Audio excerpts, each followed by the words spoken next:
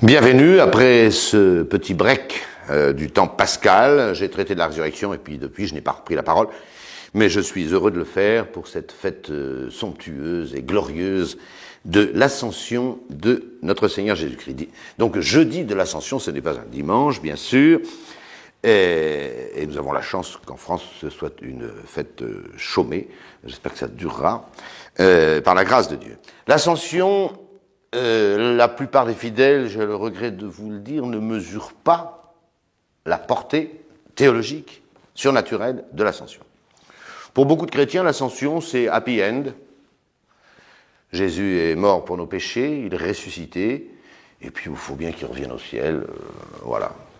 Et c'est ce que j'ai essayé de vous le montrer, c'est que c'est pas du tout simplement un épilogue de la carrière de notre Seigneur Jésus-Christ. C'est le terme de son premier passage sur terre, puisqu'il va revenir, Jésus. Mais c'est aussi un mystère, et c'est un mystère de notre foi. C'est ça que j'essayerai de vous faire toucher du doigt autant que je le pourrai en tout cas.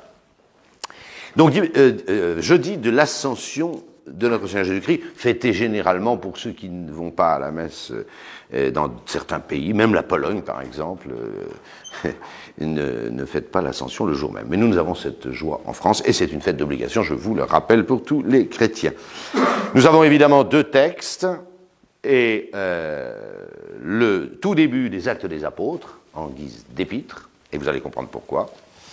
Et puis, le passage selon saint Marc, Marc 16, 14, 20, qui parle du Saint-Esprit.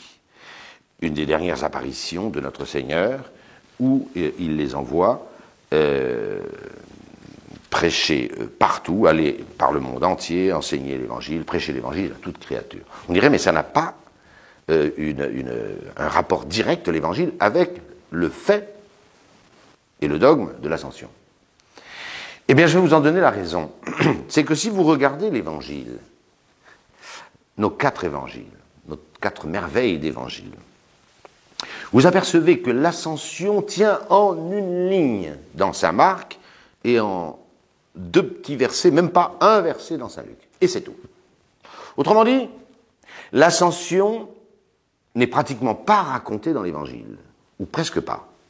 Et si nous n'avions pas le texte des Actes des Apôtres de saint Luc, on ne saurait même pas exactement comment s'est déroulé cet événement considérable de l'ascension de Jésus au ciel. Écoutez l'Évangile selon saint Marc et celui selon saint Luc. Et les autres, ni Jean, ni Matthieu n'en parlent. Saint Marc, chapitre 16, c'est l'avant-dernier verset de l'évangile de saint Marc, qui compte 7 chapitres, c'est l'avant-dernier verset. Or, le Seigneur Jésus, après leur avoir parlé, fut enlevé au ciel, et il s'est assis à la droite de Dieu. Point. Voilà le récit de Marc pour l'ascension. Vous avez tout. Et le dernier verset, puisque je vous ai dit que c'était l'avant-dernier, et eux s'en allèrent prêcher partout, le Seigneur les assistant, confirmant la parole par les miracles dont elle était accompagnée. C'est le début de la période apostolique et de l'évangélisation. Donc saint Marc raconte, saint Luc aussi, la dernière apparition de Jésus-Christ, les envoyant par toute la terre prêcher l'évangile à toute créature, et cette conclusion, or le Seigneur Jésus, après leur avoir parlé, fut enlevé au ciel, et il s'est assis à la droite de Dieu, point. Il faut dire que le dernier grand récit de nos évangiles, c'est la résurrection et les nombreux témoignages de la résurrection de notre Seigneur. Et l'ascension, vous voyez, rien. C'est déjà une indication. C'est une indication que nos évangiles traitent déjà de l'ascension, pas seulement dans le fait matériel que Jésus s'élève au ciel, mais dans le mystère qu'il véhicule. Et un mystère ne se raconte pas. Ce n'est pas ce mystère de l'ascension et de la cession à la droite du Père, sur lequel je vais revenir, est un mystère de notre foi, un dogme de notre foi. Et ça, c'est pas un événement historique, c'est ce qui s'est passé au ciel, après que la nuée ait soustrait Jésus au regard des apôtres. Saint Marc, une ligne. Saint Luc, il les emmena jusque vers Béthanie, et ayant levé les mains, il les bénit, et tandis qu'il les bénissait, il s'éloigna d'eux, et il était enlevé au ciel. Et eux, s'étant prosternés devant lui, retournèrent à Jérusalem avec une grande joie. Terminé. Voilà, donc vous avez les deux textes de l'Évangile sur le fait de l'ascension, l'élévation de Jésus. Et les apôtres qui s'en retournent et qui commencent à prêcher l'Évangile. L'évangile de la fête de l'Ascension, ben ça se passe bien avant l'Ascension. Hein, c'est la dernière apparition. Hein, et je vous lis rapidement Marc 16, 14, 20. En ce temps-là, Jésus apparut aux 11, pendant qu'ils étaient à table. Vous verrez que les actes des apôtres disent la même chose. Et il leur reprocha leur incrédulité et la dureté de leur cœur parce qu'ils n'avaient pas cru ceux qu'il avait vus ressusciter. Puis il leur dit, allez par le monde entier, prêchez l'évangile à toute créature. Celui qui croira et sera baptisé sera sauvé, celui qui ne croira pas sera condamné. Et voici les miracles qui accompagneront ceux qui auront cru. Ils chasseront les démons en mon nom, ils parleront des langues nouvelles, ils prendront les serpents et s'ils boivent quelque breuvage mortel, il ne leur nuira pas. Ils imposeront les mains aux malades, et ceux-ci seront guéris. Après leur avoir parlé, le Seigneur Jésus fut enlevé au ciel, et il s'assit à la droite de Dieu. C'est le texte que je viens de vous lire. Et le dernier verset, c'est la finale de l'évangile de saint Marc. Voilà, donc là encore, l'évangile cite bien saint Marc, mais il n'y a qu'un verset sur l'ascension. L'ascension est un fait historique. Le Seigneur Jésus-Christ, sous les yeux de ses apôtres, on est encore dans l'histoire, et on va quitter l'histoire pour rentrer dans le monde divin, qui lui est éternel. C'est un mystère de la foi que l'ascension. Le fait historique s'arrête à la disparition du Seigneur, caché derrière la nuée. Et là commence le mystère de l'ascension. Comme tout mystère surnaturel, il se tient en Dieu. Il se tient en Dieu. Je vais vous prendre un exemple. Quand saint Paul nous parle des desseins éternels cachés en Dieu depuis la création du monde, depuis avant la création du monde, ce n'est pas un fait historique. Il n'y a que la révélation qui peut nous dire que fut le dessein éternel de Dieu, en particulier de tout récapituler dans le Christ. Je pense aux Éphésiens. Le mystère de l'appel des gentils greffés sur l'olivier franc, comme des rejetons, des greffes sur le peuple juif. Saint Paul le qualifie d'un dessein éternel caché en Dieu depuis avant l'origine du monde. Le fait d'envoyer son Fils, de tout récapituler en lui, ce sont des mystères surnaturels. Eh bien, j'ai la joie et l'honneur de vous annoncer que l'ascension est un mystère surnaturel. Et je m'en vais vous le prouver. Il y a un fait historique, le Seigneur Jésus-Christ s'est élevé au ciel, il a disparu, caché par la nuée au regard de ses apôtres. Ça, c'est encore dans l'histoire. Mais si ça n'était que ça, la fête de l'ascension, j'allais dire, on pourrait faire une fête pour un voyage terrestre de Jésus. Voilà, vous comprenez, il y a quelque chose, autre chose. Que l'ascension soit un mystère de notre foi, je le prouve par la liturgie. Non plus par le propre, des textes qui changent à chaque messe, mais par le commun, ou ce qu'on appelle l'ordinaire de la messe. Vous avez deux fois dans la messe, dans le texte de la messe, dans le commun de toute messe, vous avez deux fois allusion aux trois mystères qui sont célébrés, réalisés, présentés à Dieu dans chacune de nos messes. Le texte le plus important, c'est celui qui suit immédiatement la consécration, vous vous y reporterez, le Unde et Memores. On vient de consacrer le corps et le sang de Jésus-Christ, et le prêtre, la première prière qu'il dit, c'est Unde et Memores. Et voici pourquoi nous nous offrons, etc. Et nous offrons cette offrande, on vient de la réaliser. En mémoire de quoi? En réalisant quoi? les trois mystères, la bienheureuse passion du Seigneur, sa résurrection d'entre les morts et sa glorieuse ascension dans le ciel. Voilà les trois mystères. Le vrai nom de la messe, celui qui est apostolique, avec la fraction du pain, qui est dans le Nouveau Testament, mais l'usage apostolique, on appelait la messe les saints mystères, les saints mystères. Pas le saint mystère, mais les saints mystères. Les pères de l'Église parlent continuellement des saints mystères réalisés par le ministère des prêtres à l'autel. Ces saints mystères au pluriel, je viens de vous les nommer, je me répète, c'est la bienheureuse passion du Seigneur, sa résurrection d'entre les morts et sa glorieuse ascension, qui sont eux aussi réalisés par le saint sacrifice de la messe. Avant de vous montrer la théologie de ce mystère, de ces mystères, disons qu'il y a un deuxième texte. Ce texte du Unde et Memores est apostolique. Le canon de la messe est contemporain aux apôtres. C'est démontré historiquement.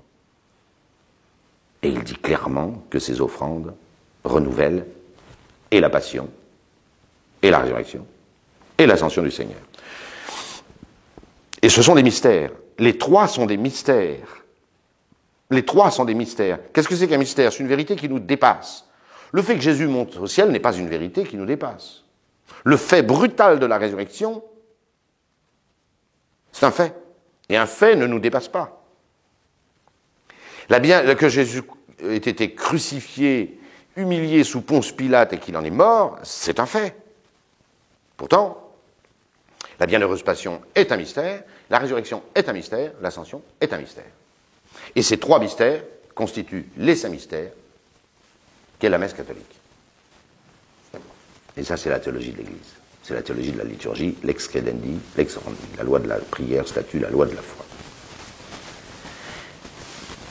Avant d'aller plus loin, il y a un deuxième texte qui dit la même chose, qui n'a pas la même autorité que le canon romain, mais qui est l'offertoire de la messe, le Suscipe Sancta Trinitas, la dernière prière de l'offertoire, et nous vous offrons ces offrandes, ces oblats, c'est avant la consécration, pour exactement la même chose. La bienheureuse passion du Seigneur, sa résurrection et son ascension dans la gloire. Voilà, c'est deux fois répété dans la liturgie de l'ordinaire de la messe. Alors vous me direz, mais nous pensions que c'était des faits, ça. Et vous avez raison, la bienheureuse passion du Seigneur est un fait. Sa résurrection est un fait, et son ascension au ciel est un fait. Mais un fait ne constituera pas un mystère. Il ne faut pas faire comme les modernistes, etc. Il y a le fait qui n'est pas historique parce qu'il y a le mystère. Ah non, non, non, non, non, non, non, non, non. La bienheureuse passion est un fait historique, la résurrection et l'ascension aussi. C'est pas ça. C'est que ces faits historiques constituent des mystères. Et c'est très important à comprendre parce que c'est ça notre foi. J'allais dire, il faut une mauvaise foi digne des matérialistes et des athées pour nier que Jésus-Christ soit mort sous Ponce Pilate. C'est un fait historique. Qu'il soit ressuscité, j'allais dire, c'est aussi historique, vu les témoignages. Et l'histoire, la science historique marche à coup de témoignages. Et que devant 500 personnes, comme je vais vous le dire tout à l'heure, il se soit élevé au ciel, c'est un fait historique. Mais alors si ça n'était que des faits historiques, comment ça devient des mystères que nous renouvelons, des mystères surnaturels que nous renouvelons? Alors, c'est facile à comprendre pour la passion. C'est pas seulement le fait de la mise à mort cruelle, horrible, la mort de la croix, que nous célébrons, que nous offrons à Dieu. C'est cet acte de charité sublime réalisé dans le fait de la croix qui nous réconcilie avec Dieu, qui détruit l'acte qui était contre nous, comme dit saint Paul aux Corinthiens, et qui nous réconcilie avec Dieu, qui nous rend la grâce, qui nous délivre du péché. Ah, c'est ça la passion. Et là, c'est un mystère. C'est un grand mystère, c'est le mystère de la rédemption. La résurrection du Christ. Le Christ est sorti du tombeau. Et après, on l'a vu pendant 40 jours, etc. Comme va nous le rappeler saint Luc. Et le mystère n'est pas là. Le mystère, c'est la puissance de sainteté, comme dit saint Paul, je cite les 10 premiers versets de l'Épître aux Romains, c'est la puissance de sainteté qui établit la divinité de Jésus-Christ. Et ça, c'est la résurrection qui le démontre. Et c'est un mystère c'est un mystère de notre foi. La sainteté extrême de Jésus manifestée dans sa résurrection, c'est ce que dit saint Paul aux Romains. Et même la résurrection n'est pas seulement un fait historique, c'est un mystère de notre foi. Et puis Jésus rentre dans une toute nouvelle vie avec son corps glorieux. Un homme a vaincu la mort, ce qu'aucun autre n'avait jamais fait, et ce qu'aucun autre ne fera, si ce n'est par celui-là. C'est un mystère de notre foi. Et nous devons dire la même chose de l'ascension. Ce n'est pas seulement le fait historique de l'élévation au ciel du Seigneur Jésus-Christ, c'est un mystère de notre foi. Et, je vous le montrerai, il est double, ce mystère. Ce mystère, c'est la cession de Jésus à la droite de la majesté divine. Il y a maintenant, pour les siècles des siècles, à la droite de la majesté divine de Dieu, ce comme un fils d'homme, je cite Daniel 7, qui s'est assis à sa droite et auquel Dieu a remis tous ses pouvoirs, c'est-à-dire la toute-puissance de la divinité. Comme homme, Jésus a ça comme verbe de Dieu, il a ça de toute éternité, commun avec le Père. Il est une des trois subsistances de la nature divine. Mais cet homme, Jésus-Christ, né de la Vierge Marie, est dorénavant, et pour les siècles des siècles, à la droite de la majesté divine, assis à la droite de la majesté divine. Et deuxièmement, il commence d'exercer son sacerdoce éternel. Jésus-Christ est prêtre de sa conception, dans le sein virginal de la Vierge Marie, mais vous allez voir que son sacerdoce terrestre exige son sacerdoce céleste, placé qu'il est à la droite de la majesté divine. Donc vous voyez bien que le petit verset de saint Marc, qui est d'une brièveté sidérante, véhicule un mystère infini. Le Seigneur Jésus, après leur avoir parlé, fut enlevé au ciel. Alors ça, ça se voit, ça. Pas un mystère. C'est le fait historique de l'ascension. Et il est assis à la droite de Dieu. Mais comment saint Marc savait-il ça? Parce que ça ne se voit pas. On peut imaginer quelques historien, il dit, attendez, la première partie du verset, je l'admets, on est dans l'histoire. La deuxième partie du verset, je ne l'admets pas, on n'est plus dans l'histoire. Si saint Marc l'écrit, c'est que saint Pierre le prêchait continuellement. Et si saint Pierre le prêchait continuellement, alors il y en a qui l'ont vu, hein. Jésus de Nazareth à la droite de la majesté divine, il est certain que saint Étienne l'a vu, il le dit en mourant, avant même de mourir, il le voit. Je vois les cieux ouverts et le Fils de l'homme se tenant à la droite de la majesté divine. Il voit la majesté divine et Jésus de Nazareth à sa droite. Saint Paul a évidemment vu cela également. C'est une évidence. Et probablement Saint Jean. Peut-être d'autres, hein, je n'en sais rien. Mais ça, au moins, c'est dans l'Écriture. Et ça, c'est un fait de là. Et puis, c'est raconté dans toute l'Écriture. Toute l'Écriture. Je pense au psaume 109, le premier des vêpres du dimanche. Le Seigneur a dit à mon Seigneur, asseyez-vous à ma droite, jusqu'à ce que j'ai fait de tous vos ennemis l'escabeau de vos pieds. C'est dans le livre de Daniel, chapitre 7. Il y a l'Ancien des Jours qui est assis sur son trône. Je vous ai déjà raconté cette vision fondamentale, puisque Jésus, pendant 70 fois dans l'Évangile, reprendra ce vocable de Fils de l'homme pour se l'attribuer. L'Ancien des Jours, donc, est assis sur son trône éternel, avec sa barbe à laine blanche. On voit arriver devant lui comme un fils d'homme. Il a l'apparence d'un fils d'homme, mais il n'est pas simplement un fils d'homme. Il en a l'apparence. On pense au chapitre 2, évidemment, des Philippiens. Et habitu inventus automo. Pour tout ce qui est apparu de lui, c'était comme un homme. Bon. Il s'assied à la droite de l'Ancien des Jours. L'Ancien des Jours lui communique l'intégralité de son pouvoir, et c'est donc lui, maintenant, qui est juge des vivants et des morts. Donc vous voyez que c'est bien un mystère de la foi. On n'est pas dans l'histoire, là, on est dans le mystère surnaturel pur. Et donc l'ascension est un mystère surnaturel pur. Alors nous verrons maintenant, après, nous verrons après, ce que Jésus fait à la droite de la majesté divine. Je vous ai lu tout ce que l'Évangile dit sur l'ascension. Venons-en maintenant à ce texte fondamental, je reviendrai sur le mystère, de Saint Luc. C'est le premier chapitre des Actes des Apôtres. Les Actes des Apôtres commencent comme cela. Et là, il faut le lire, il faut connaître ce texte. Je suis désolé, un chrétien doit connaître ce texte. Pas possible d'ignorer un texte aussi fondamental.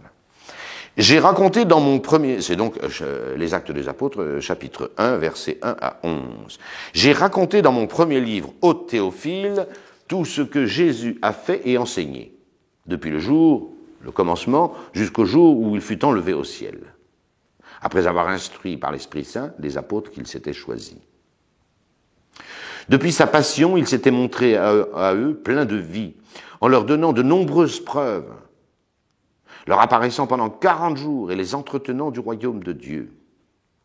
Et en mangeant avec lui, il leur commanda de ne pas s'éloigner de Jérusalem, mais d'y attendre la promesse du Père que vous avez entendue, leur dit-il, de ma propre bouche. Car Jean a baptisé dans l'eau, mais vous, sous peu de jours, vous serez baptisés dans l'Esprit Saint.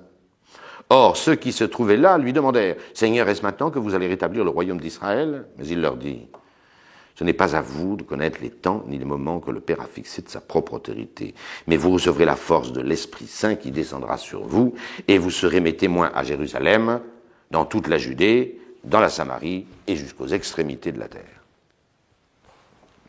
Après ce discours, sous leurs yeux, il s'éleva, et une nuée le déroba à leurs yeux. Et tandis qu'ils le regardaient partir dans le ciel, voici que 2 hommes, vêtus de blanc, se présentèrent à eux et leur dirent, « Hommes de Galilée, pourquoi vous tenez-vous là à regarder vers le ciel? Ce Jésus qui du milieu de vous a été enlevé au ciel reviendra de la même manière que vous l'y avez vu monter. » Texte fondamental, bien sûr. Reprenons-le rapidement. Donc, vous voyez l'évangile, rien. Et là, à part le petit détail de Saint Luc, la bénédiction, dernier geste de Jésus-Christ sur terre, de bénir en levant les mains, comme font les prêtres catholiques, élever les mains et faire le signe de croix sur ses disciples. C'est la dernière action de Jésus-Christ, c'est de bénir ses apôtres. J'ai raconté dans mon premier livre au Théophile. Théophile est un personnage qui s'appelle J'aime Dieu. Il aime Dieu. Bon, c'est un personnage inventé par Saint Luc pour donner un interlocuteur à son propos. Voilà, c'est pas la peine de chercher qui est Théophile. Voilà, c'est comme les ouvrages de saint François de Sales, voilà, sont adressés à ceux qui aiment Dieu. Son premier livre, c'est évidemment l'évangile de Saint Luc. Il a déjà raconté dans son premier livre, l'évangile de Saint Luc, tout ce que Jésus a fait, et enseigné depuis le commencement. Le commencement, on verra, on a vu pour l'élection de Matthias que c'est le commencement de la carrière apostolique, c'est le baptême de Jésus. Par Jean-Baptiste. Jusqu'au jour où il fut enlevé au ciel. Donc voilà le parcours apostolique de Jésus. Baptême de Jean, jusqu'à l'ascension. Où il fut enlevé au ciel, après avoir instruit par l'Esprit Saint les apôtres qu'il s'était choisis. Depuis, ça c'est un flashback, depuis sa passion, il s'était montré à eux plein de vie, en leur donnant de nombreuses preuves, leur apparaissant pendant 40 jours et les entretenant du royaume de Dieu. Beaucoup de conversations que nous n'avons pas rapportées dans l'Évangile. Beaucoup. Il y a les apparitions, mais elles ont toujours pour but de manifester la présence du Seigneur qui est là de nouveau parmi ses disciples.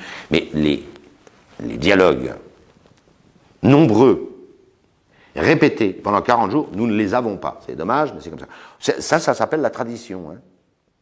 Les apôtres n'ont pas dû en perdre une de ce que leur a dit Jésus ressuscité, vous imaginez. Et il ne faut pas s'étonner qu'il y ait des choses que la tradition rapporte et qui ne sont pas dans l'Écriture. Tout n'a pas été écrit. Mais beaucoup de choses ont été dites. C'est marqué, c'est écrit. Les rudiments de la liturgie catholique ont dû être décidés par Jésus-Christ lui-même. Et beaucoup de choses, et la transmission du sacrement de l'ordre, et beaucoup de choses comme ça ont dû être dictées. Et bon. Et voilà pourquoi il y a une autorité dans l'Église qui dépasse évidemment celle de l'Écriture sainte. Ça s'appelle la tradition orale. Et c'est même la première source, première, avant l'Écriture sainte. Dieu sait si nous aimons l'Écriture sainte, mais il y a une tradition des apôtres aux évêques, et jusqu'à maintenant. Et ça continue. Voilà. Les évêques sont plus ou moins fidèles à livrer cette source de la révélation, mais enfin, elle existe. Elle ne peut pas ne pas exister. L'Église, c'est une famille qui se transmet d'âge en âge. En mangeant avec eux, c'est au cours d'un repas, il leur commanda de ne pas s'éloigner de Jérusalem, où a eu lieu l'ascension, disons-le tout de suite et très rapidement. En recoupant ce texte, c'est très simple. Dans le texte de l'évangile de Saint Luc, ils prennent la direction de Béthanie. Est-ce qu'ils vont jusqu'à Béthanie? Non. Parce que nous savons que l'ascension a eu lieu sur le mont des Oliviers. Et vous allez voir comment. Est-ce que, encore une autre parenthèse, Saint Paul fait état dans l'Épître aux Galates d'une apparition à plus de 500 disciples à la fois, dont, dit-il, certains sont encore vivants au moment où il écrit cette Épître aux Galates. Il n'y a pas d'apparition aussi, populaire, rapportée dans les évangiles. Et je pense que, comme font beaucoup de pères de l'Église, on peut assimiler ce jour de l'Ascension à cette apparition que mentionne saint Paul, qui est révélée, donc qui est certainement vraie. Et donc il devait y avoir sur ce mont des Oliviers, à la distance d'un jet de pierre de Jérusalem, pas d'un jet de pierre, à la distance d'un jour de sabbat. C'est-à-dire les pas, très peu, une cinquantaine, qu'on avait le droit de faire le jour du sabbat. Donc, mais c'est le mont des Oliviers. En direction de Béthanie, à la distance d'un jour de sabbat, de la distance qu'on a le droit de parcourir à pied pour un bon juif qui respecte la loi un jour de sabbat, c'est le mont des Oliviers. Puis en plus, ça va nous être dit. Et donc il y avait probablement 500 personnes. Il leur commanda de ne pas s'éloigner de Jérusalem. C'est à Jérusalem qu'ils recevront le Saint-Esprit. Donc il ne faut pas quitter. Et cette dernière apparition, là, le repas et tout ça, 2 fois mentionné, le repas, elle est à Jérusalem, probablement au Cénacle. C'est pour ça qu'ils reviendront là, après l'ascension. Tout ça est très simple. Mais d'y attendre la promesse du Père que vous avez entendue, dit-il, de ma propre bouche. Car Jean a baptisé dans l'eau, c'est le début, et vous serez baptisés dans l'Esprit Saint. Là, c'est le couronnement c'est la fondation de l'Église. Or, ceux qui se trouvaient avec lui lui demandèrent, alors ça c'est un intercalaire affligeant. Seigneur, est-ce maintenant que vous allez rétablir le royaume d'Israël? C'est infiniment triste. J'espère que ce n'est pas les apôtres qui ont posé cette question, j'espère. Mais cette foule un peu bêtement enthousiaste qui est là, de 500 personnes, nous dit saint Paul, voilà. Alors, il y a du monde, vous êtes glorieux, vous êtes ressuscités, bon, voilà. Des gens qui n'ont rien compris. Remarquez la délicatesse du Seigneur à répondre à une question aussi sotte, et aussi déplacée, aussi cruellement mal placée. Jésus leur répondit, « Ce n'est pas à vous de connaître les temps et les moments que le Père a fixés de sa propre autorité. » Il y a bien le royaume d'Israël qui est établi.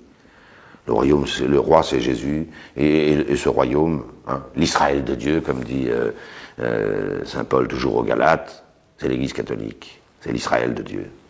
Le verrou, c'est Israël. Le royaume des cieux, dit Jésus aux Juifs, vous sera enlevé et sera confié à un peuple qui en produira les fruits. C'est l'Église catholique, depuis 2000 ans. Ça plaît ou ça plaît pas aux œcuménistes de tout poil, c'est révélé. Il ne vous appartient pas de connaître comment Dieu va rétablir la manière et le temps et les circonstances dans lesquelles Dieu va rétablir le royaume d'Israël. En vérité, c'est déjà fait, ils n'ont rien compris. Mais vous allez recevoir la force de l'Esprit Saint qui descendra sur vous. Vous comprendrez ça ce jour-là. Voilà. Et alors, vous serez mes témoins. On n'est plus à Jérusalem seulement. Si, Si, vous serez mes témoins à Jérusalem, dans toute la province de Jérusalem, la Judée, même en Samarie. Oh là là, la Samarie, c'est schismatique, évangéliser les Samaritains. Mais comment? C'est pas du tout judaïque, ça. Hein. Un Samaritain ou un démon, c'était à peu près la même chose. Hein. D'ailleurs, les pharisiens ne sont pas gênés. Nous savons que vous êtes possédés du démon. Nous savons que vous êtes un Samaritain. L'horreur. Vous évangéliserez Jérusalem, la Judée, la Samarie. Et puis vous irez jusqu'aux extrémités de la terre. De toutes les nations, faites des disciples. Celui qui croira et sera baptisé sera sauvé. Celui qui ne croira pas sera condamné. Et là, nous avons l'ascension qui arrive. Après ce discours, après la bénédiction, sans doute, rapportée par l'Évangile, Jésus les bénit. Qu'est-ce qu'il a béni? Au moins ses apôtres, peut-être toute la foule qui était là. Après ce discours, sous leurs yeux, il s'éleva. Et une nuée le déroba à leurs yeux. La Vulgate dit sous chépite. Ça veut dire, elle le prend. Elle le prend. Un peu comme un avion qui disparaît dans les nuages, on a l'impression que c'est le nuage qui prend l'avion. Et tandis qu'il le regardait partir, alors on voit les apôtres là qui sont comme ça, mais il a disparu. Hein? Voilà, ils vont attraper le torticolis là, s'il ne se passe rien. Hein? Et on imagine l'émotion incroyable de ces apôtres. Et tandis qu'ils regardaient partir vers le ciel, voici que deux hommes, c'est pas dans l'évangile ça, c'est les actes des apôtres, voici que deux hommes vêtus de blanc se présentèrent à eux. Astiterunt juxta illos, ils sont pas dans le ciel les anges, quand on regarde bien le texte grec et la Vulgate. Ils sont là à côté d'eux. Deux hommes resplendissants, tout vêtus de blanc. C'est les anges. Il y a eu un ange pour consoler Jésus à la Passion, au Gethsémani. Il y a les anges de la résurrection, qui sont plus étincelants que la foudre, que l'éclair, et ils roulent la pierre comme ça, et les gardes en sont terrifiés. Il y a deux anges également, pour expliquer un peu ce qui se passe aux apôtres au moment de l'ascension du Seigneur. Et ce discours est magnifique. Écoutez ce que disent ces deux anges. Homme de Galilée, c'est très viril. Et Saint Jérôme a bien rendu. Viri Galilei. C'est pas homines. C'est viri. C'est l'homme, c'est le guerrier, c'est l'homme mûr dans toute sa puissance. Maintenant, il va falloir se battre, hein, les amis, là. Ça commence. C'est maintenant que ça. Maintenant, c'est vous, alors. C'est plus lui, c'est vous. Viri Galilei. Pourquoi vous tenez-vous là à regarder vers le ciel? Ils sont énergiques, ces anges de l'ascension. Ils sont très énergiques. Vous imaginez le Seigneur ressuscité qui monte au ciel, les apôtres sont comme ça pendant un bon moment. C'est terminé tout ça. Homme de Galilée, au travail. Qu'est-ce que vous regardez, qu'est-ce que vous continuez à regarder la nuée là? C'est fini. Il n'y a plus rien à voir. Circulez. Ce Jésus qui du milieu de vous a été enlevé au ciel reviendra de la même manière que vous l'y avez vu monter. Attention, maintenant c'est à vous de jouer. Entre le premier avènement de Jésus et le deuxième qui est clairement annoncé, et Jésus l'avait déjà annoncé lui-même. Voici venir le temps où tous ceux qui sont dans les sépulcres entendront la voix du Fils de Dieu. À Caïphe, en plein milieu de son tribunal, toujours citant Daniel, et vous verrez le Fils de l'homme venant sur les nuées du ciel avec ses anges, avec beaucoup de majesté et de gloire. Et là, il rendra à chacun selon ses œuvres. Donc ce retour du Seigneur était déjà annoncé par l'Ancien Testament et par Jésus lui-même. Deux avènements du Seigneur. Celui de la miséricorde, l'Évangile, et celui du jugement. Le jugement général. Avec d'abord le retour du Seigneur, la parousie. Annoncé. Alors vous avez, homme de Galilée, vous avez un espace de temps entre cette montée au ciel et ce retour glorieux du Christ, Maintenant, c'est à vous de jouer. Soyez les hommes. Soyez les hommes. Et faites ce qu'il vous a dit. Attendez l'Esprit Saint, restez à Jérusalem, et vous serez remplis de la force d'en haut, et vous serez mes témoins à Jérusalem, en Judée, en Samarie. Oui, vous oserez prêcher en Samarie. Vous n'êtes pas des pharisiens, vous êtes des apôtres. Et jusqu'aux extrémités de la terre. Et celui qui croira et sera baptisé sera sauvé, celui qui ne croira pas sera condamné. Voilà. Si je n'avais fait parmi eux des œuvres que nul autre n'a faites, ils seraient sans excuse, dit Jésus en parlant des pharisiens. Dès qu'on a entendu prêcher l'évangile, si on n'y croit pas, on est fautif. C'est tout.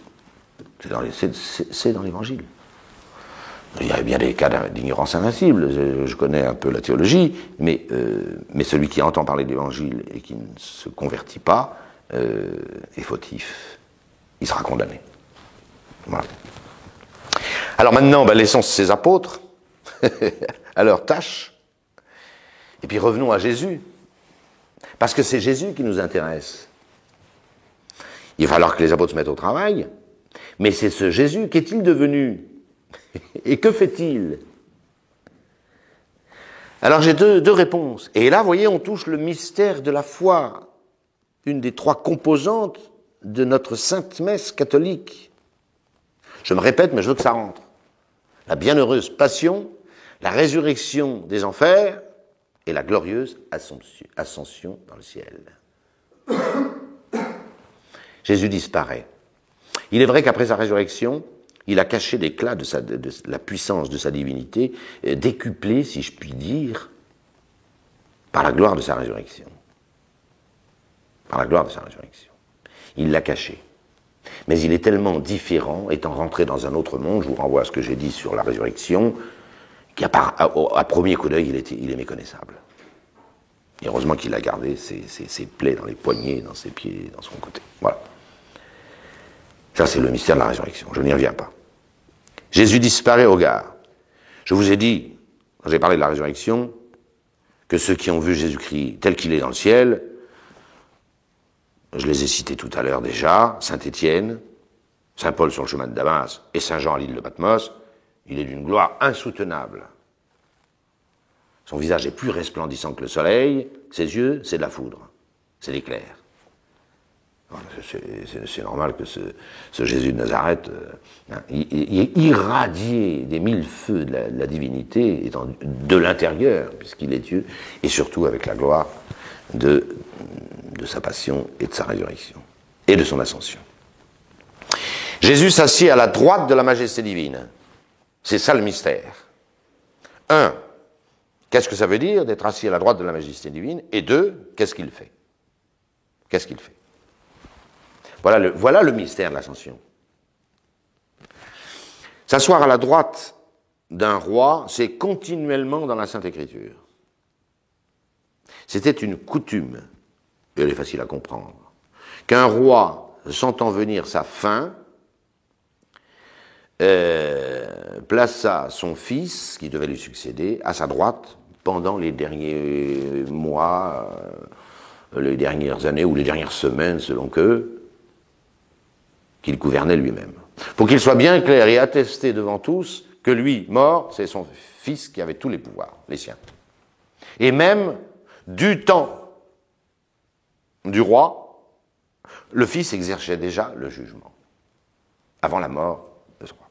C'est ainsi qu'on voit dans la Sainte Écriture, David, dans ses dernières séances où il siège et prend ses décisions et juge Israël, il a son fils Salomon à sa droite. David avait fait beaucoup de fils, j'allais dire beaucoup trop.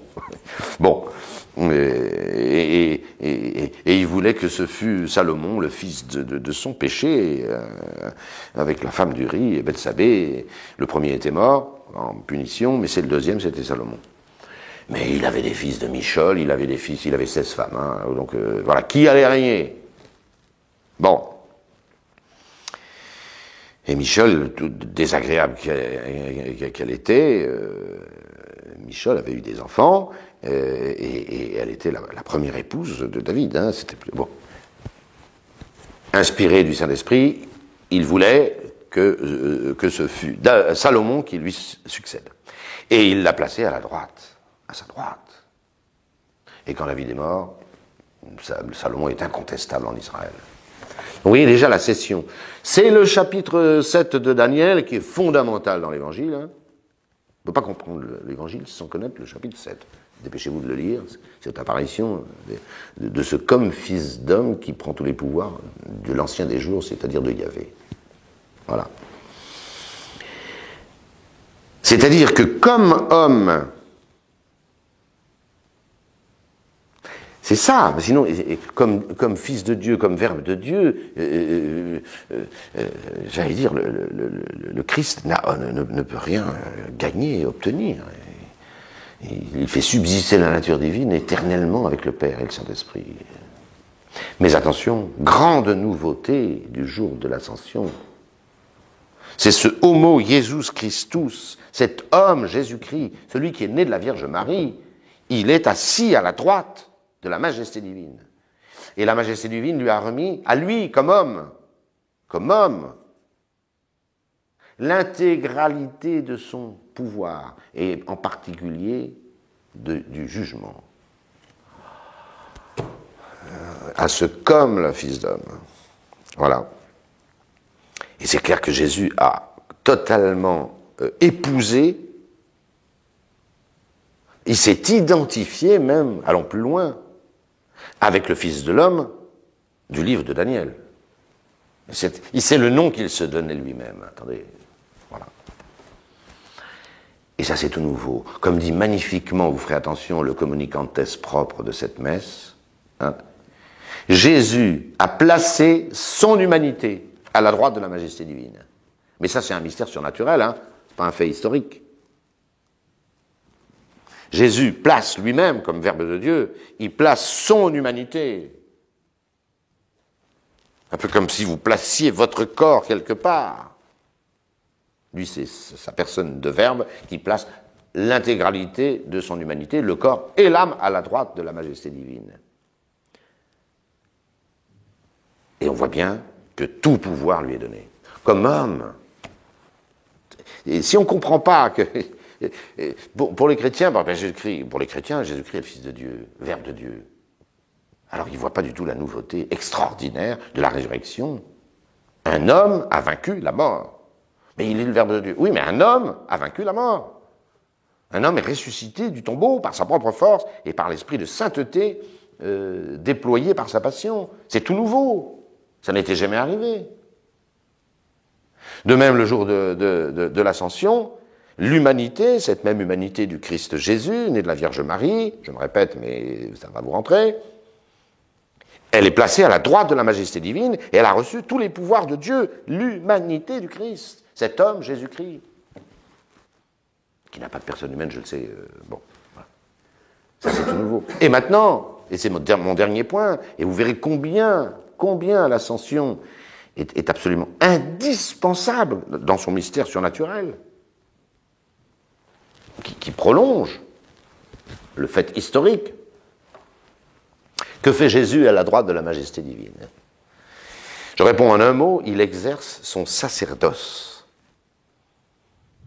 On dirait, mais Jésus est prêtre depuis sa conception dans le sein de la Vierge Marie. Je vous l'accorde.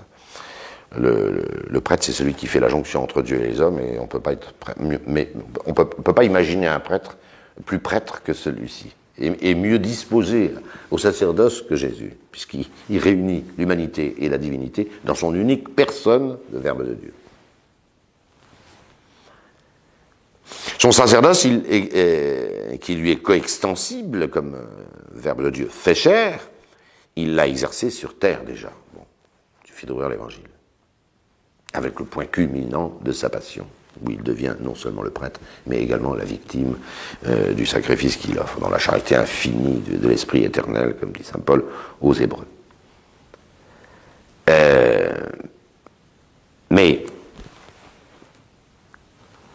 le sacerdoce n'est efficace sur terre, alors Jésus lui est efficace partout où il est de lui-même. Mais notre sacerdoce à nous pardonnons les péchés. Je ne sais pas si vous savez ce que c'est que de pardonner les péchés. C'est un pouvoir strictement divin. Nous célébrons les saints mystères. C'est un pouvoir totalement divin. C'est le sacerdoce.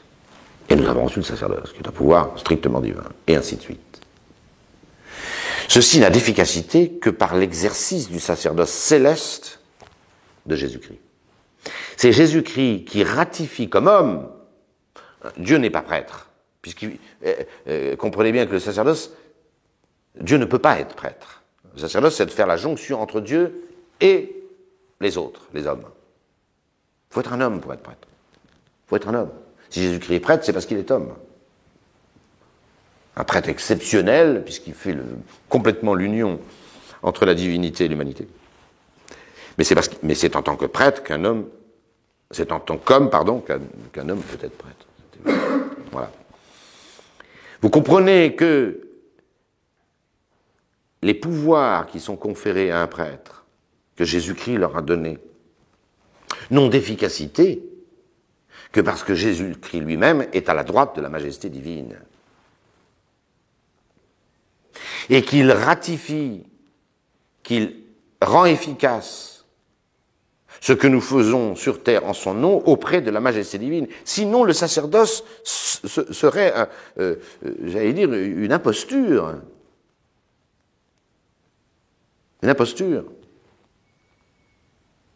S'il y a un péché est pardonné par les pauvres ministres que nous sommes, mais qui a le pouvoir de pardonner le péché? Mais Dieu.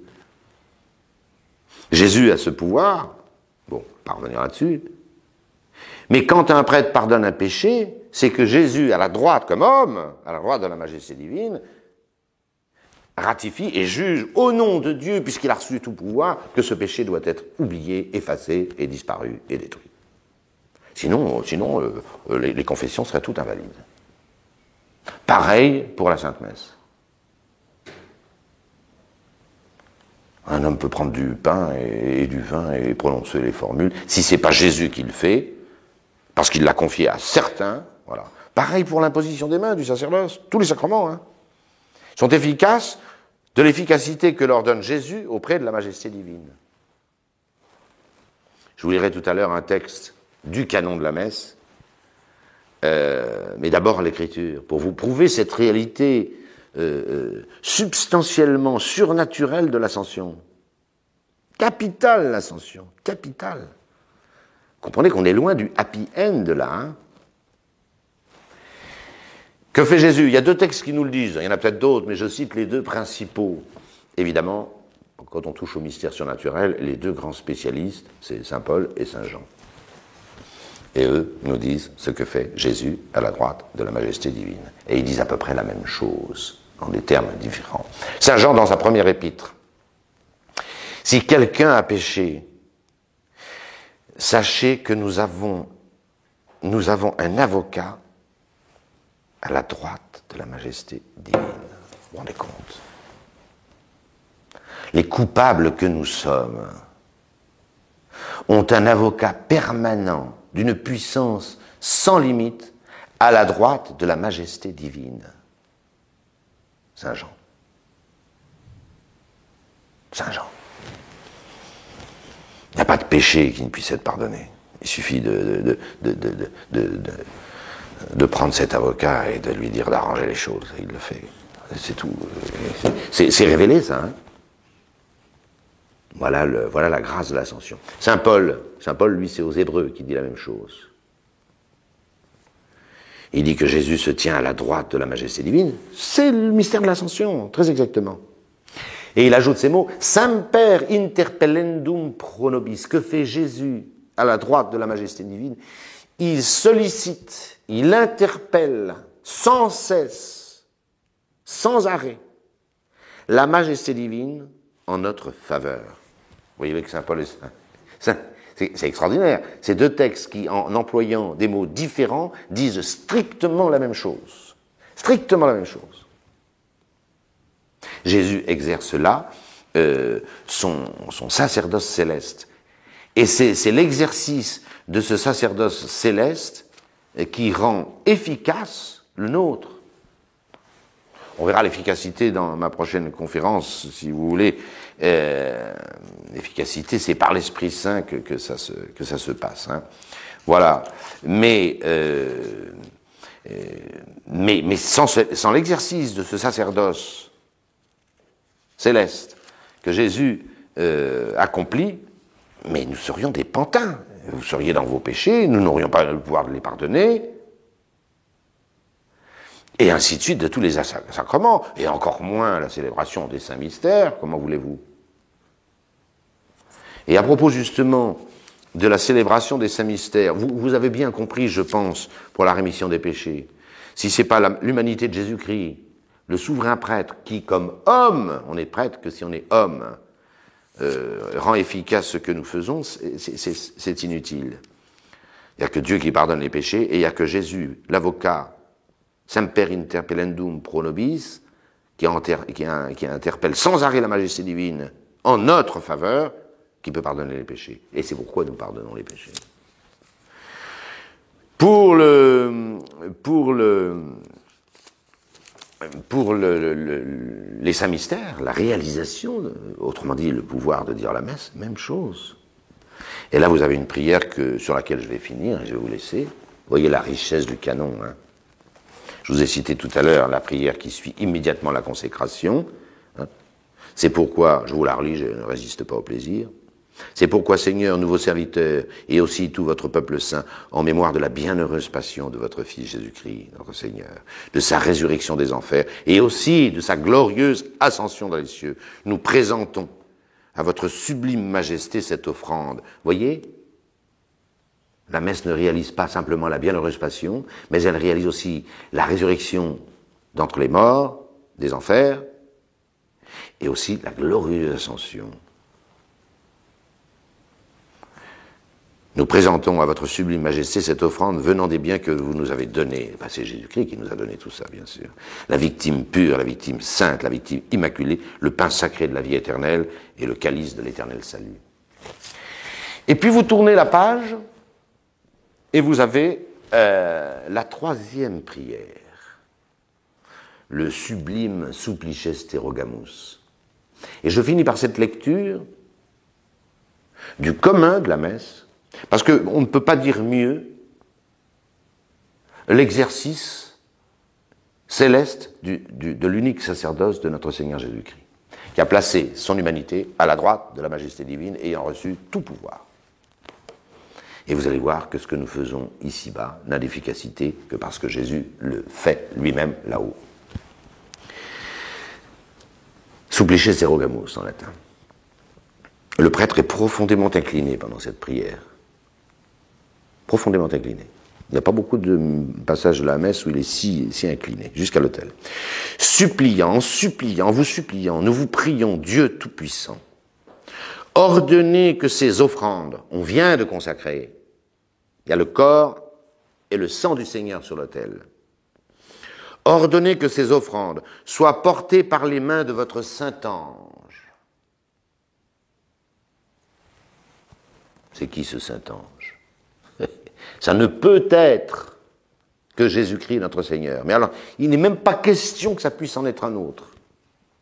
J'ai entendu des prédicateurs qui nous faisaient intervenir Saint Michel Archange ou Melchisédek. Non mais attendez, là, tout faux là.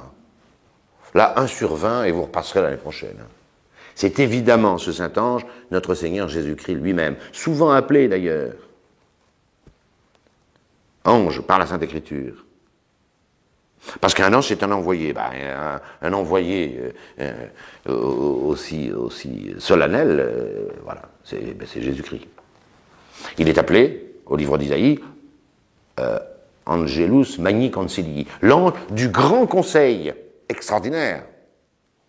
Cet ange fait partie du grand conseil, le grand conseil de Dieu. Alors là, on voit bien que Jésus-Christ est qualifié d'ange, parce que ce n'est pas un ange qui rentre dans le conseil de Dieu, je suis désolé. Il y a 3 dans le conseil de Dieu. Il y a le Père, le Fils et le Saint-Esprit. Et Jésus-Christ est cet ange du grand conseil. C'est évidemment lui. Et ça ne peut être que lui. Je reprends cette. Ordonnez, nous vous en supplions, Dieu Tout-Puissant, ordonnez que ces offrandes soient portées par les mains de votre Saint-Ange, Jésus, sur votre sublime autel. Vous voyez que nous, on a un autel là. Il est là. Mais il faut que le Saint-Ange de Dieu, notre Seigneur Jésus-Christ, prennent ces oblats,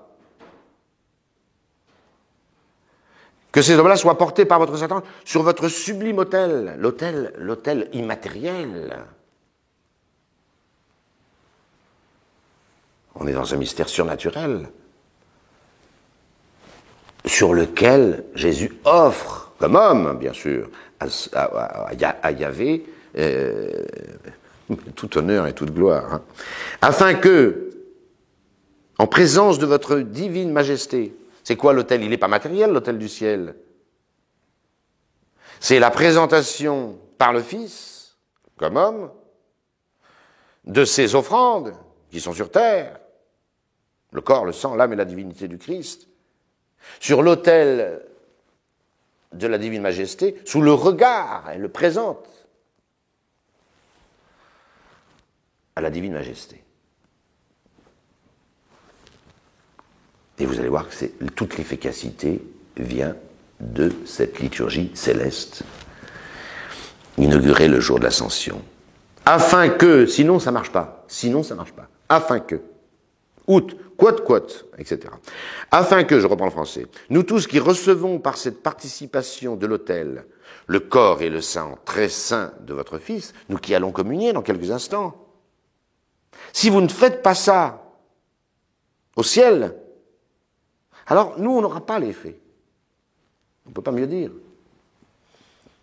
Afin que nous tous qui recevrons tout à l'heure par la communion, par cette participation de l'autel, le corps et le sang très saint de votre Fils, nous soyons comblés de toute grâce et bénédiction céleste par le même Jésus-Christ notre Seigneur. Donc vous voyez bien, ce texte apostolique du canon dit clairement que l'efficacité de ce que font les ministres ordonnés du Seigneur Jésus-Christ n'existe que parce que Jésus-Christ exerce son sacerdoce céleste. C'est ça l'ascension. Sinon, vous n'auriez pas besoin de croire à l'ascension. Vous ne croyez pas, vous ne croyez pas les événements purement historiques. Vous les savez sur les témoignages, mais vous ne les croyez pas. Il y a un mystère surnaturel dans l'ascension. C'est cette cession à la droite du Père et l'exercice de ce sacerdoce éternel. Et là, vous avez les prières sublimes du commun de la messe qui vous donnent la vraie doctrine du Saint-Sacrifice de la messe, encore mieux appelé les Saints Mystères, la bienheureuse passion du Seigneur, sa résurrection des morts, son relèvement des enfers, des limbes, et sa glorieuse ascension dans les cieux. Je vous remercie.